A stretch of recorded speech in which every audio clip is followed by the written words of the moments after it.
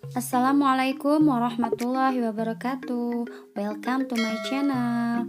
Perkenalkan, nama Ibu Evi Wulandari, mengajar matematika peminatan. Pada kesempatan kali ini, Ibu akan membahas materi prasyarat persamaan trigonometri pada mata pelajaran matematika peminatan kelas 11. Sebelum kalian memasuki materi persamaan trigonometri, maka kalian harus memahami dulu materi prasyarat berikut ini. Simak dan saksikan penjelasannya berikut ini. Oke, untuk yang pertama kita ingat kembali bahwa dalam satu putaran penuh 360 derajat itu terbagi menjadi 4 kuadran, di mana dari 0 derajat sampai dengan 90 derajat itu kuadran 1, kemudian dari 90 derajat sama dengan 180 derajat itu kuadran 2, dan dari 180 derajat sampai dengan 270 derajat itu kuadran 3, dan dari 270 derajat sampai dengan 360 derajat itu kuadran keempat. Jadi di sini 0 derajat itu sama dengan 360 derajat ya.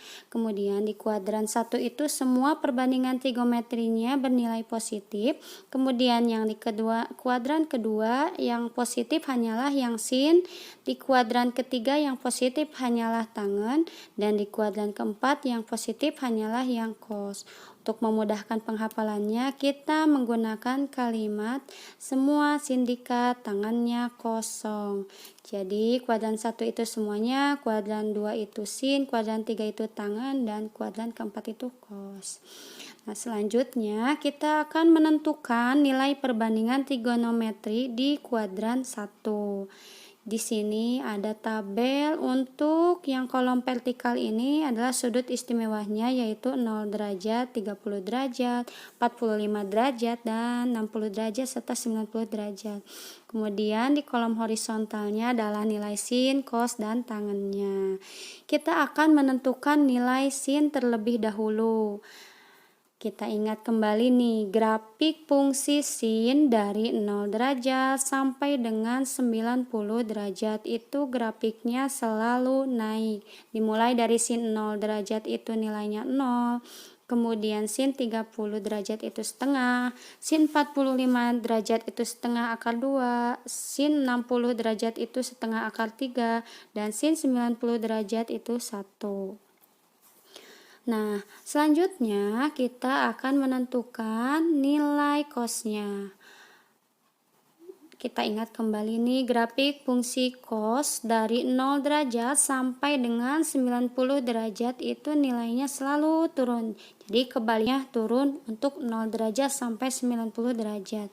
Jadi cos 0 derajat itu sama dengan 1, cos 30 derajat itu 1/3, 45 derajat itu setengah akar 2, 60 derajat itu sama dengan setengah, dan cos 90 derajat itu sama dengan 0. Ya, bisa dipahami ya.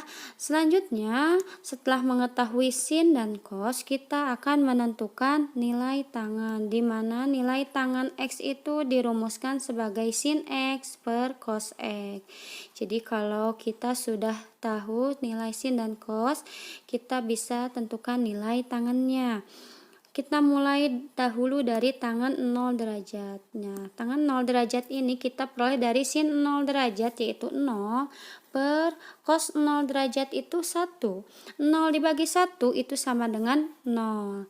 Jadi tangan 0 derajat itu nilainya 0.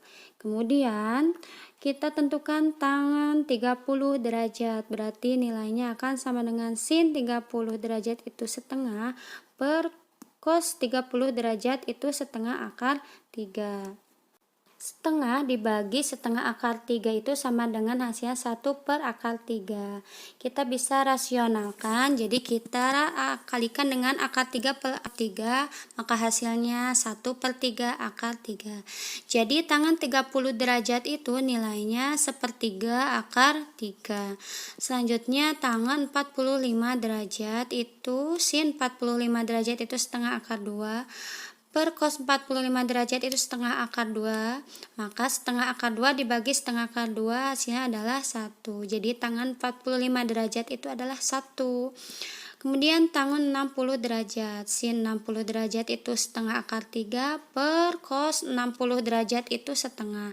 Setengah akar 3 dibagi setengah itu hasilnya sama dengan akar 3. Jadi tangen 60 derajat itu akar 3. Kemudian tangen 90 derajat sama dengan sin 90 derajat itu sama dengan 1 per cos 90 derajat itu 0. Nah, semua bilangan jika dibagi dengan 0 maka hasilnya tidak terdefinisi. Jadi tangen 90 derajat itu tidak terdefinisi. Ini untuk perbandingan trigonometri di kuadran 1. Gimana nih kalau nilai perbandingan trigonometri di kuadran 2, 3, dan 4? Nah, untuk nilai perbandingan trigonometri selain di kuadran 1, kita bisa menggunakan perbandingan trigonometri sudut-sudut berelasi. Nah, kita bisa menggunakan tabel yang pertama. Di sini kita bisa menggunakan relasi untuk sudut patokannya itu 180 derajat negatif theta dan 360 derajat untuk kolom yang di sebelah kiri. Ini adalah nilai sin cos tangen aslinya. Kemudian kolom tengah ini tanda sesuai kuadran dari sudut A. Jadi dia sudutnya berada di kuadran keberapa. Kemudian apakah nilainya positif atau negatif. Kemudian di kolom ketiga, kalau kolom pertamanya sin, di kolom ketiganya itu tetap sin. Kalau kolom pertamanya cos, kolom ketiganya ini tetap cos. Kemudian kalau kolom pertamanya yaitu tangen, dia tetap tangen. Jadi nilainya tidak berubah. Sin tetap sin, cos tetap cos, dan tangen tetap tangen, dan sebagainya. Kita langsung saja ke contohkan nilai cos 105 derajat, di mana 150 derajat ini berada di kuadran kedua. Di kuadran kedua, yang positif hanyalah yang sin, sehingga yang cos ini nilainya negatif. Negatif, kemudian yang semula cos tetap cos. Kita tuliskan cos. Kemudian 150 derajat ini paling dekat kita relasikan dengan yang 180 derajat. Jadi 150 derajat ini diperoleh dari 180 derajat dikurangi 30 derajat. Jadi tetanya itu 30 derajat. Jadi sama dengan negatif cos 30 derajat. Negatif cos 30 derajat sama dengan negatif setengah akar 3. Jadi cos 150 derajat itu hasilnya adalah negatif setengah akar 3. Kemudian contoh selanjutnya tangen 240 derajat. 240 derajat ini berada di kuadran ketiga, di mana kuadran ketiga ini yang positif yang tangen. Jadi tanda sesuai tanda kuadrannya itu adalah positif. Jadi yang tadinya tangen tetap tangen. Kemudian 240 derajat ini kita relasikan dengan yang paling dekat, yaitu dengan 360 derajat diperoleh dari 180 derajat ditambah 60 derajat. Jadi tetanya itu adalah 60 derajat. Jadi sama dengan tangen 60 derajat. Nilainya sama dengan akar 3. Selanjutnya contoh yang selanjutnya sin 315 derajat.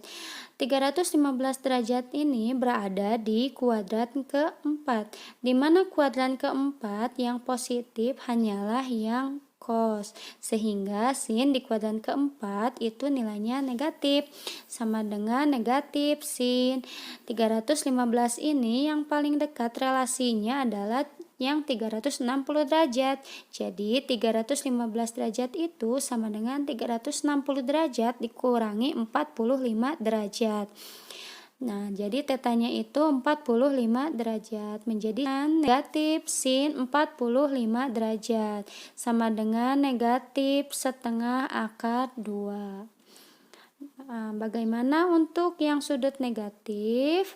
Untuk sudut yang negatif di sini ada negatif theta. Kita ilustrasikan dulu koordinat kartesius seperti ini. Di sini ada titik P, X, Y di mana panjang OP-nya itu. Kemudian sudut POX-nya itu besarnya theta. Nah, theta di sini arahnya berlawanan jarum jam. Nah, jika kita cerminkan titik P X, Y terhadap sumbu X, kita akan memperoleh titik P aksen dengan koordinat berubah menjadi X, negatif Y. Kemudian panjang OP aksennya itu sama, yaitu R. Kemudian tetanya yang semula arahnya berlawanan arah jarum jam, setelah dicerminkan terhadap sumbu X, dia menjadi searah jarum jam. Nah, karena searah jarum jam berarti dia menjadi negatif theta.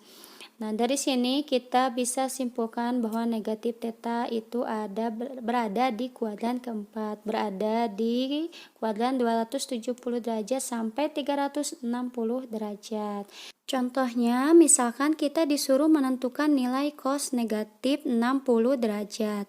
Negatif 60 derajat berada di kuadran keempat, berarti nilai cosnya positif. Kemudian, jika negatif tetanya itu negatif 60 derajat, berarti tetanya adalah 60 derajat. Cos 60 derajat nilainya adalah setengah. Jadi, cos negatif 60 derajat sama dengan setengah. Itu hasilnya.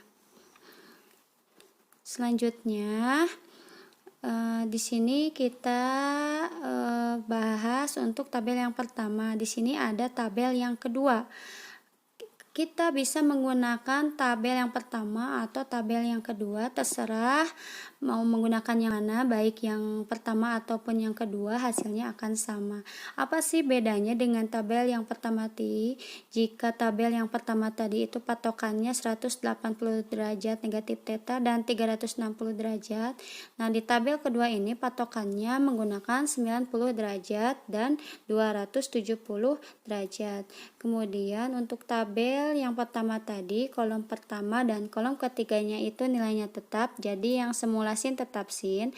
Kalau yang di sini berbeda, jadi yang semula sin itu kemudian berubah menjadi cos, yang semula cos berubah menjadi sin, yang semula tangan berubah menjadi kotangan, yang semula kotangan berubah menjadi tangan, yang semula sekan itu berubah menjadi kosekan, dan kosekan berubah menjadi sekan. Kemudian untuk tanda ini sama ya. Kita masuk ke contohnya. Di sini ada cos 150 derajat. Nah, sama ya soalnya dengan yang tadi. Ini ada di kuadran kedua. Nilainya itu negatif. Kemudian jika kita pakai patokan yang ini, maka cosnya berubah menjadi sin. Kemudian 150 derajat ini menggunakan tabel kedua ini kita bisa relasikan dengan 90 derajat. Jadi 90 derajat itu plus 60 derajat. Itu kan menghasilkan 160 ya. Nah, ini akan sama dengan negatif sin 60 derajat, itu hasilnya sama dengan negatif 1/2 akar 3.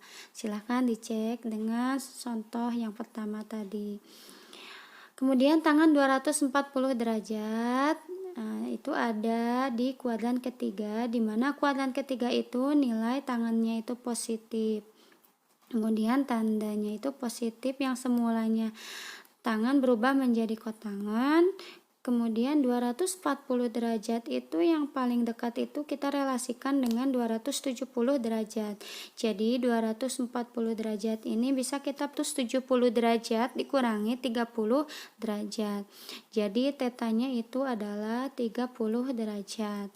Jadi ini akan sama dengan kotangan 30 derajat, hasilnya akan sama dengan akar 3.